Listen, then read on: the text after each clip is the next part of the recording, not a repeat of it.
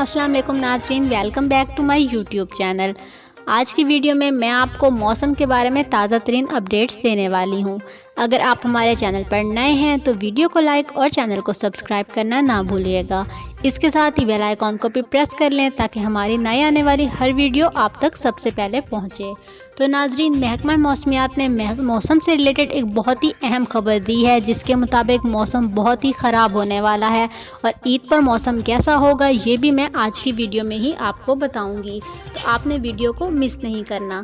नाज़रीन, महकमा मौसमियात के मुताबिक जो मौसम जून में होने वाला है वो कुछ इस तरह से है। 1 जून से लेकर 15 जून तक हमारा मौसम जो होगा वो बहुत ही ख़राब होने वाला है, जिसकी वजह से कुछ एरियाज़ में सैलाब का भी ख़तरा है और इसके साथ ही बारिश बहुत ज़्यादा होने का इम्कान है।